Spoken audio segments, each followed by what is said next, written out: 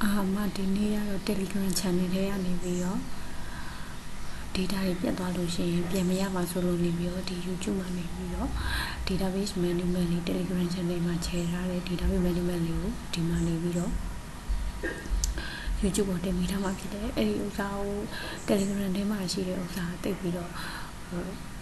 အရင်ရလောက်ထားတဲ့ဟာဆိုနည်းနည်းလေးတော့ update တော့မဖြစ်ဘူးပေါ့နော်အခုဒီမှာထပ်ပြီးတော့သိရတာလေးကြာတော့ဒီဗီဒီယိုထဲမှာနေပြီးတော့ပေါင်းပြီးတော့ပြောပြသွားမယ်တချို့ဟာတွေကတော့ Telegram channel ထဲမှာရှိတဲ့အတိုင်းပဲတူတူပဲဖြစ်နေတယ်ပထမဆုံးအနေနဲ့ database management ပေါ့နော် database management ကိုဘာဖြစ်လို့သုံးကြလဲပေါ့နော်ဘာလို့သုံးကြလဲဆိုဥပမာဒီမှာတစ်ခုပြမယ်တစ်ခုပြမှာမလို့ဒီမှာ IMS ပေါ့နော် integrated management system အမှားစာရိုက်ပြမယ်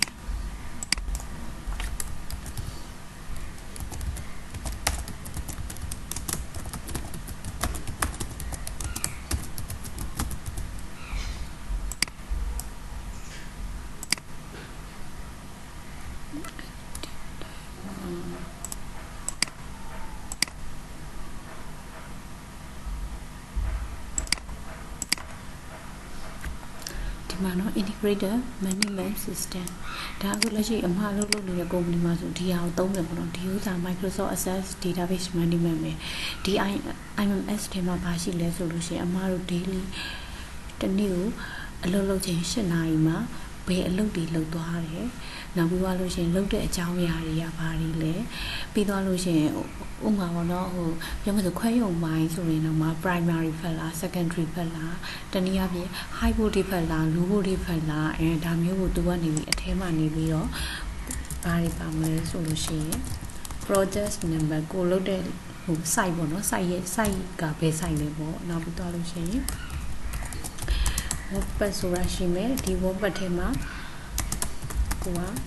primary design က primary design ကိုလုပ်တာကဒါမှမဟုတ်ရင် secondary ဘိုင်းက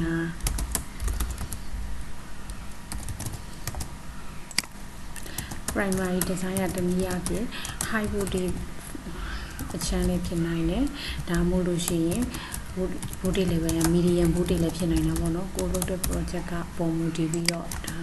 ဒီဘက်ကတော့ဒါ low body ပေါ့ဘယ်ပိုင်းနဲ့စာပြီးလောက်တာလဲဒါမှမဟုတ်လို့ရှိရင် site ကို site စာပေးတာဒါမှမဟုတ်ရင်ကိုကနေပြီးတော့ juicy plan တွေလောက်တာလား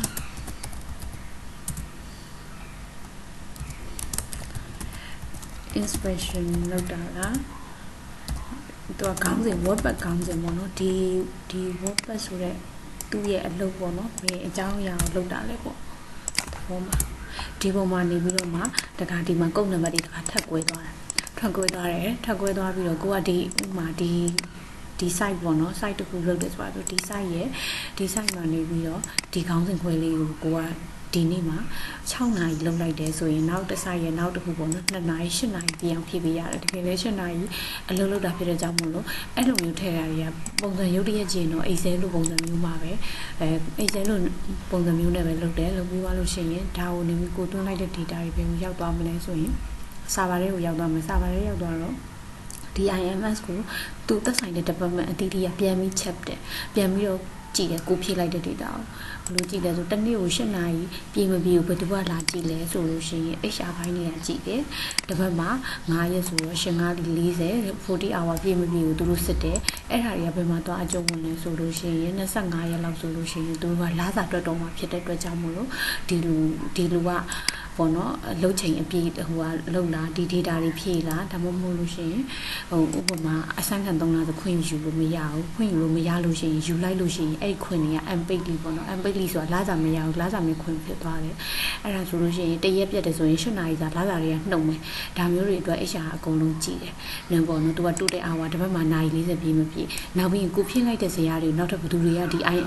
IMS တွေကနေထပ်ပြီးတော့ကြည့်နေလဲဆိုလို့ရှိရင် financial တွေလည်း ကြည့်တယ်သူတို့ကဘာကြည့်လဲဆိုကိုလေးဒီမှာဆုံးထည့်ပြီးတော့ဖြည့်လိုက်တဲ့ဒီ wordpad တွေဒီ wordpad မှာအရှိမဒါကတော့ကုတ်နံပါတ်တစ်ခုရှိနေမှာပေါ့နော်ဒီပေါ်မှာဒါက420ဆိုပါဆို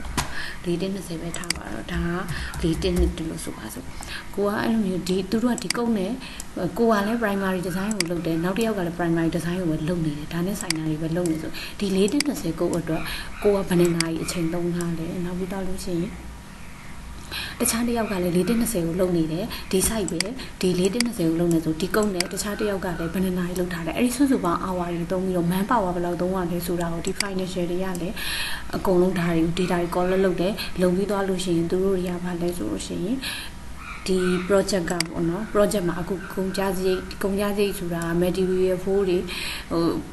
ပါဝင် man power ဖိုးတွေပါဘယ်လောက်အသုံးချနေရလဲဒီ project ကနေရှုံးနိုင်လားမြတ်နိုင်လားနောက်ပြီးသွားလို့ရှိရင်ဒီ project ကအချုံးမြက်ကဟိုဘက်ဒီဘက် margin ပေါ်မှာအလဲစန္ဒာမှာရက်နေပြီလားဘယ်လို budget ကို control လုပ်မယ်ဆိုတာကို financial တွေရတယ်ကိုဖြည့်လိုက်တဲ့ data ပေါ်မှာကြည့်နေတယ်ဒါကြောင့်မလို့ဒီ IMS ပေါ့နော် IMF ကတနည်းအားဖြင့်သူကဘာနဲ့ပဲရေးထားရလဲဆိုလို့ရှိရင်ဒီအမ share မယ်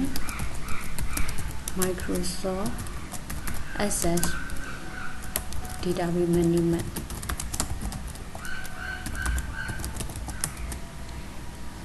ဒီဟာကိုပဲသူက Microsoft Access Database Management ကိုအပန်းပုံစံမျိုးနဲ့ကိုဒီကောင်က program ရေးထားတာနော်အားကြောင့်အခုအမရှင်းမှာကြတော့အဲ့လောက်ထိမမြင်ဘူး basic အခြေခံလေးတည်တယ်လို့ပဲကိုတည်တယ်လို့ပဲဒါကလည်းအမရေးထားတာမဟုတ်ကုမ္ပဏီကအရင်ကတည်းကနိုင်ငံခြားကနေရေးထားပြီးသားဟုတ်ပါတယ်အမတို့ data input သွင်းရုံပဲကိုစီတိုင်းရကိုတနေ့ကိုဘယ်လောက်အလုပ်လုပ်တယ်ဆိုတာ daily report ကိုဒီထဲမှာပဲရေးတင်ရတယ်အားကြောင့်လို့အကြမ်းမြင့်တာကိုရှင်းပြတယ်ဆိုတာ access database ကိုအပြင်မှာတကယ်လက်တွေ့သုံးနေကြတယ်အသုံးဝင်နေတယ်ဆိုတာကိုအဲ့ဒါလေးကိုပြောချင်တာနော်အဲ့ဆိုလို့ရှိရင်ဒီဥစ္စာကိုတစ်ချက်တွားကြည့်မယ်သူက Excel နဲ့ဘယ်လိုကွာလဲဆိုရင်တော့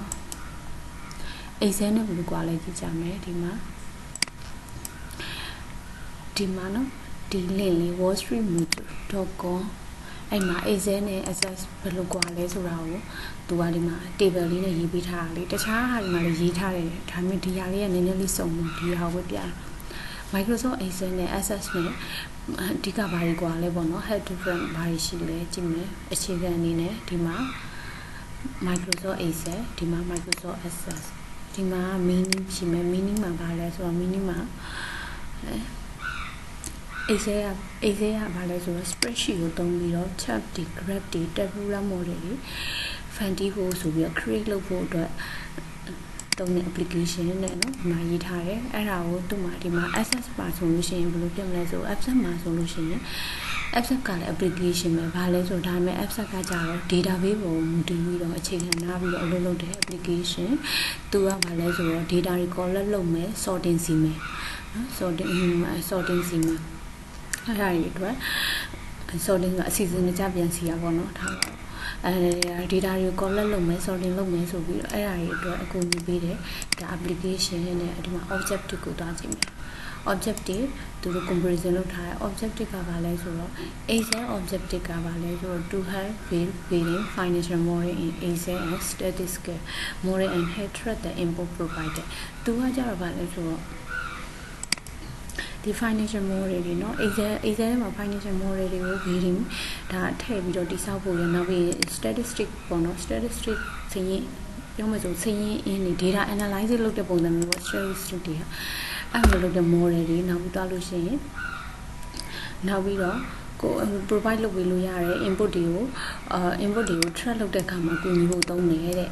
access ကကြတော့သူကကြတော့ data တွေ Excel ကကြတော့ဗာလဲဆို data တွေကိုက financial model ကိုလိုချင်တဲ့ပုံစံ model တွေတိစောက်ဖို့ရနောက်ပြီးတော့လို့ရှိရင်သူ provide လုပ်ပေးနိုင်တဲ့ input တွေကို track လုပ်တဲ့အခါမှာကိုညီဖို့ရသုံးတယ် access ကကြတော့အဲ့လိုမျိုးဗာလဲဆိုတော့ data တွေကို collect လုပ်နိုင်တယ် sorting လဲစုနိုင်တယ်နောက်ပြီးရင်manipulate the data ပဲပေါ့နော်ဗာလို့ data တွေကိုစီမံခန့်ခွဲနိုင်တယ်အဲ့ကြောင့်တချို့ website တွေမှာပုံရေးထားလဲဆိုလို့ရှိရင်ဒီ access Microsoft Access Management ကိုပေါ့နော်ဟို small business owner တွေအနေနဲ့ပေါ့ကိုယ့်ရဲ့ဒါ small business တွေဆိုလို့ရှိရင်ဒီဟာလေးနဲ့ပေါ့နော်ကိုယ့်ဟာကို management ဟို application တစ်ခုလိုအနေနဲ့သုံးသင့်တယ်ပေါ့နော်အဲ့လိုမျိုးရေးထားတချို့ website တွေမှာဆိုရင် now storage capacity ကြည့်မယ် storage capacity မှာ asset နဲ့ရှင်လို့ရှိရင် Excel ကနေတယ်ဘာလို့လဲဆိုတော့ Excel ဆိုတာ data တွေကိုသူက collect sorting ဒါမျိုးလုပ်ဖို့ပဲဟိုပြောမယ်ဆိုရင် data တွေကို store လုပ်ထားဖို့မဟုတ်ဘူး store လုပ်ထားဖို့တော့မဟုတ်ဘူးဒီဘက်မှာကြာတော့ asset ဘက်သွားကြည့်မယ်ဆိုလို့ရှိရင် Excel နဲ့ရှင်လို့ရှိရင် storage capacity ပိုများတယ်ဗာ access ကကြာတော့အဓိကအဖြစ် data တွေကို sorting စီမယ် storing လုပ်မယ် data တွေကို store လုပ်မယ်နောက်ပြီးတော့လို့ရှိရင် sorting လုပ်မယ်နောက်ပြီးတော့လို့ရှိရင်ဒါစီမံခန့်ခွဲမှုပေါ့နော် manipulating database စီမံခန့်ခွဲမယ် now adaptability မှာပါရှိမလဲဆိုရင် Microsoft Excel ကကြတော့ပို့ပြီးတော့ပြောမယ်ဆို adaptive ဖြစ်တယ်ဆိုတာက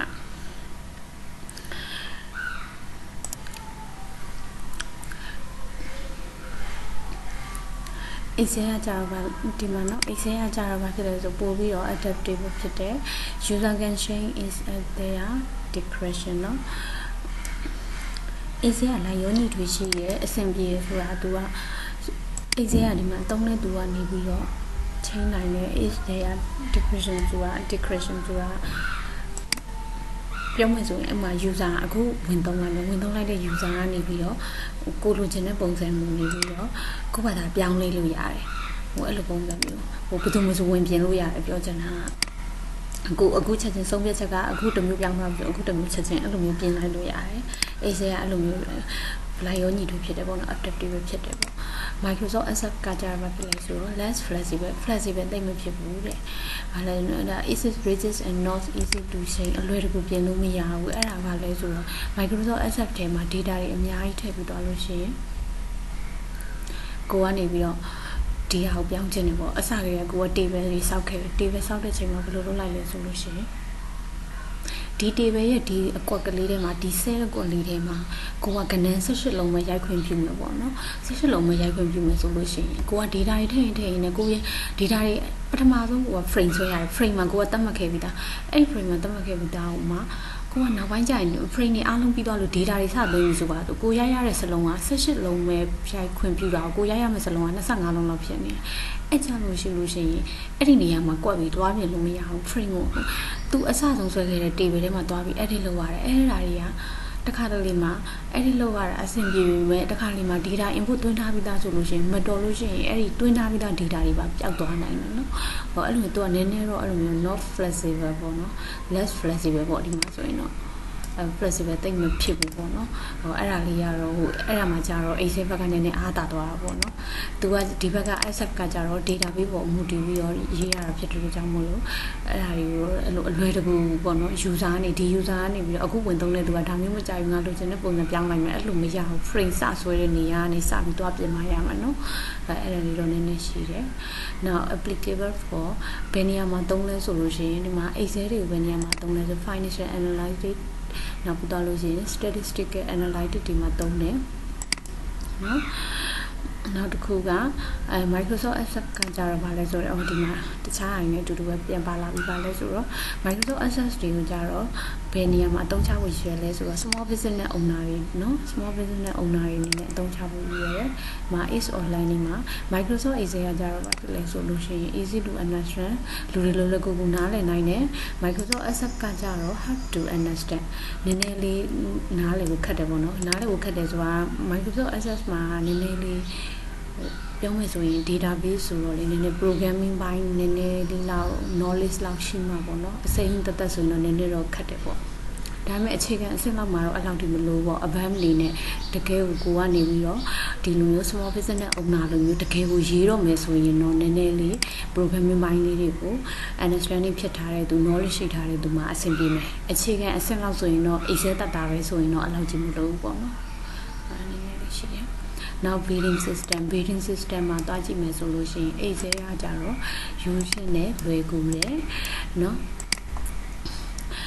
access ကကြောင့်နည်းနည်းခက်တယ်ပေါ့ access က difficult to access ကဘာလို့နည်းနည်းလေးခက်တာလဲဆိုတော့ access ကကြတော့သူကနည်းနည်းလေးဇယားတွေများတယ်ပေါ့နော် table စောက်ရတာများမယ်ဟို frame တွေကြီးပဲအလွတ်ကိုစောက်ခဲ့ရမယ်ဒီ frame တွေကို data သွင်းမယ်ဆိုရင်နောက်ထပ်ဒီ frame ထဲမှာတွားသွင်းလို့လည်းရပါမယ်ပြောမယ်ဆိုရင် user တယောက်ကစချင်းစပြီး frame ဆွဲခဲ့တဲ့လူတွေရဲ့ design တွေကိုချင်းပြစ်မှာဆိုလို့တချို့နေရာတွေမှာဆိုပေးမသုံးမဲ့နဲ့ that input သွင်းတဲ့ DB တွေကတက်ဆွဲရတယ်ပေါ့နော် input သွင်းတဲ့နောက်ပြီး session လုပ်တဲ့အခါ data တွေကိုထည့်ပြီးသွားပြီးတော့မလိုတာတွေကိုစစ်ထုတ်မယ်ဆိုလို့ရှိရင်သူက Excel လို့ပြင်လိုက်ပြီးမြင်နေရမှာမဟုတ်ကိုလိုချင်တဲ့ဟာကိုရိုက်ပြီးရှာတာမျိုးဒါမှမဟုတ် draw down နဲ့ရှာတာမျိုးရှိတဲ့အတွက်ကြောင့်မလို့သူကကြတော့ပြောမယ်ဆိုရင်လုံးExcel လောက်ကိုတော့မှတိတ်ပြီးနားမလဲတဲ့သူဆိုရင်တော့လေ asset ကိုနားလေကိုနည်းနည်းတော့ခက်လိမ့်မယ်အဲ့လေးတော့ရှိရယ် now relational or flat နော် Microsoft Excel က flat and non relational နော်အဲ့တော့ flat ဖြစ်တယ်ဒါမျိုးပါလဲဆိုတော့ relation တိတ်ပြီးတော့မရှိဘူးပေါ့နော် Microsoft Access ကကြတော့ပါလဲဆိုရင် Microsoft Access a cat able or building multiple relational model เนาะတခုနဲ့တခုချိတ်ဆက်ထားတယ် model တွေအများကြီးကိုဒီအများကြီးနဲ့အများကြီးကိုသူကတိစောက်နိုင်စွမ်းရှိတယ်ပေါ့เนาะအဓိကတော့ဗာလဲဆိုတော့သူက asset ကပါကုန်းနံပါတ်တွေနဲ့လိုက်ချိတ်သွားတာเนาะဒီဘက်ကုန်းနဲ့ဟိုဘက်ကုန်းနဲ့တူလို့ရှိရင်ဒီဘက်က data input တွေတွင်းတာ column 20လောက်တွင်းတာဆိုပါဆိုဟိုဘက်မှာဟိုဘက်ကနဲ့တခုနဲ့သူတို့ကိုချိန်မဲ့ကုတ်တစ်ခုထည့်ပေးလိုက်တာနဲ့ကုတ်တွေအချင်းချင်းပြန်မချိတ်သွားလို့ရအောင်เนาะအဲ့ဆို data တွေကိုနှစ်ခါသုံးခါတွင်းရတာတော့ copy paste လုပ်ရတာတော့အဲ့လိုမျိုးတော့မရှိဘူးသူကုတ်တွေနဲ့ပဲချိန်သွားရုံပဲနော်အဲ့တော့ model တွေအချင်းချင်းကိုလည်းအဲ့လိုပဲချိန်သွားရုံပဲ programming knowledge ကကြတော့ Excel ကိုသင်ယူပြီးတော့ဒါနော် learn လုပ်မယ် apply လုပ်မယ် Excel ကိုသင်ယူဆိုရင် you do not need programming knowledge ရှိစရာမလိုဘူး Excel ကကြတော့နော် access ပိုင်းမှာကြတော့ programming knowledge က is required to learn and use programming knowledge ကတော့နည်းနည်းတော့ရှိဖို့တော့လိုတယ်နောက်ပြီးတော့လို့ရှိရင်သင်ယူ learn လုပ်ဖို့ပဲအတွက်ကိုတကယ် apply ဖို့နော် use လုပ်ဖို့အတွက်ဖြစ်ဖြစ် advanced level လောက်ဖို့ for most feature advanced level မဟုတ်လဲဟိုအခြေခံလောက်မှလည်းနည်းနည်းလေးတော့လိုပေါ့နော် programming knowledge မရှိဘူးဆိုရင်တော့database ကိုနည်းနည်းလေးတော့နားလည်ဖို့ခက်တယ်ပေါ့နော်အခုလောလောဆယ်ဒါ knowledge လေးပေါ့နော်ဒီဗီဒီယိုတော့ဒီလောက်ပဲနော်အမှဒီဗီဒီယိုဆုံးပြီးသွားလို့ရှိရင်